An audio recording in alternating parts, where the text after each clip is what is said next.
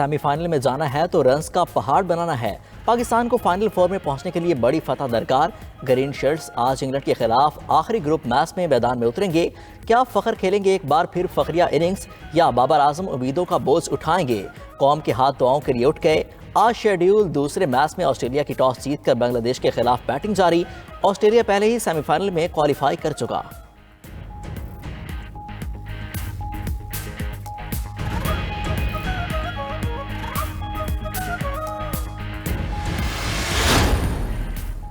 पाकिस्तान के लिए सेमीफाइनल खेलना मिशन इम्पॉसिबल। पाकिस्तान ने पहले बैटिंग की तो 300 रन्स बनाकर इंग्लैंड को सिर्फ 13 रन्स पर आउट कराना होगा। 350 रन्स बनाए तो इंग्लिश टीम को 62 रन्स पर ढेर करना पड़ेगा। अगर 400 रन्स बना लिए तो इंग्लैंड को 112 पर पवेलियन वापस भेजना पड़ेगा। और अगर पाकिस्तान ने 450 रन्स बना लिए कर इंग्लैंड को 161 रन्स पर ही महदूद करना होगा। अगर इंग्लैंड ने पहले बैटिंग की तो उसे 50 रन्स पर आउट और हदफ 2.5 ओवर में हासिल करना पड़ेगा। गैर कानूनी मुकीम गैर मुल्कियों की अपने वतन वापसी का सिलसिला जारी। गुज़िश्ता रोज 3605 गैर कानूनी अफगान बाशिंदे अपने मुल्क चले गए। अब तक 2,14,398 गैर कानूनी मुकीम अफगान बाशिंदे वतन वापस जा चुके। रज़ाकाराना तौर पर वापस आने वाले अफगानों की बड़ी तादाद चमन तूरखम बॉर्डर पर मौजूद।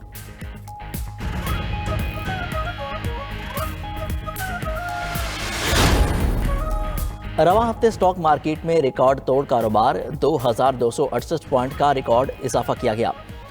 100 इंडेक्स तारीख की बुलंद तरीन सतह 55,391 पॉइंट्स पर बंद हुआ। कारोबार के दौरान इंडेक्स 55,506 पॉइंट्स की बुलंदी तक ट्रेड करता रहा।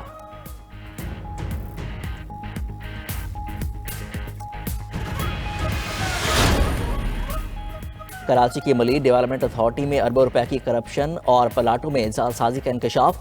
एंटी करप्शन ने साबिक डीजी सुहेल बाबू और दीगर अफसरान के खिलाफ 2 मुकदमा दर्ज कर लिए। मुलजिमान पर 2,480 प्लाटों की जाली बैल्टिंग का इल्जाम है। 2 लग्जरी गाड़ियों की खरीदारी की भी तहकीकात होंगी।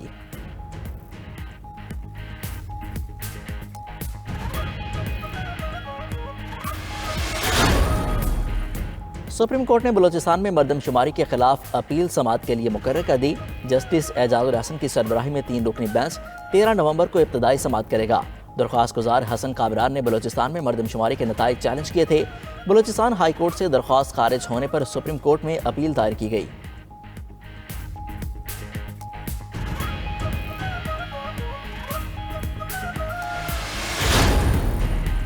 और 4 रोज़ा 8वीं थल जीप रैली का तीसरा मरहला, स्टॉक कैटेगरी और खवातीन कैटेगरी के आसाब शिकन मुकाबले।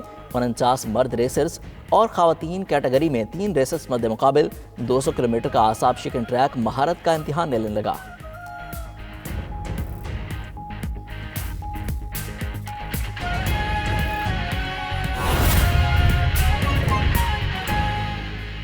अफसोसनाक आपको खबर दें कि निगरान वज़ीर आला खैबर पख्तूनख्वा आज़म खान इंतकाल कर गए हैं। आपको बताते चलें कि निगरान वज़ीर आला खैबर पख्तूनख्वा का इंतकाल हुआ है। ये खबर अभी अभी सामने आई है कि निगरान वज़ीर आला खैबर पख्तूनख्वा आज़म खान इंतकाल कर गए हैं। निगरान वज़ीर आला खैबर पख्तूनख्वा इंतकाल कर चुके हैं। ये खबर अभी सामने आई है कि निगरान वज़ीर आला खैबर पख्तूनख्वा आज़म खान इंतकाल कर गए हैं। वो अभी जो है निगरान वज़ीर आला के तौर पर खैबर पख्तूनख्वा में अपने फ़राइज़ सर अंजाम दे रहे थे। अब उनका इंतकाल हुआ है। निगरान वज़ीर आला खैबर पख्तूनख्वा आज़म खान इंतकाल कर गए हैं। ये अफसोसनाक खबर अब तक पहुँचा रहे हैं कि निगरान वज़ीर आला खैबर पख्तूनख्वा इंतकाल कर चुके हैं। इस हवाले से मज़ीद तफ़सीलात जानते हैं ब्यूरो चीफ पेशावर मुमताज़ बंगी से। जी मुमताज़, बताइएगा कि क्या वजह थी उनके इंतकाल की? जी बिल्कुल, निगरान वज़ीर आज़म खैबर पख्तूनख्वा मोहम्मद आज़म खान की तबीयत कल नासाज हो गई थी। कल kabina का इजलास था, उनकी सदारत में वो इजलास होना था, लेकिन बीमारी की सबब वो उस इजलास में भी शिरकत नहीं कर सके। जिसके बाद रात के वक्त उनकी तबीयत मजीद खराब हो गई। उनको पेशावर की निजी अस्पताल मुंतकिल कर दिया गया। वहाँ बताया जा रहा है कि उनको दिल का अर्जा लाहक था, तो उस वक्त दिल की तकलीफ थी। ताहम उन्हें रात के वक्त अस्पताल में दाखिल किया गया और आज वो इंतकाल कर गए हैं। वज़ीर आला हाउस की भी उनकी इंतकाल की तस्दीक हो गई है।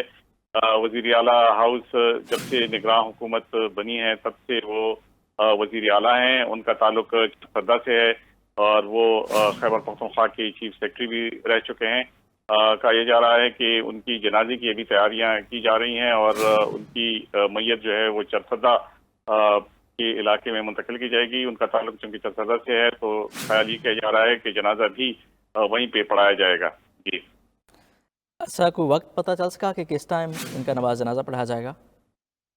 चूंकि उनकी मैयत अभी अस्पताल में है, पेशावर की निजी अस्पताल में है और अभी जो है उनकी जनाजे की वक्त और जगह का तयन नहीं हो सका है। आपसे थोड़ी देर बाद उनकी खानदान की जानिब से फैसला किया जाएगा और ख्याल ये किया जा रहा है कि शायद शाम के वक्त उनकी नमाज जनाजा पढ़ाई जाए। लेकिन फिलहाल उनको अस्पताल से उनके आबाई इलाके मुंतकिल करने की कोशिश की जा रही है।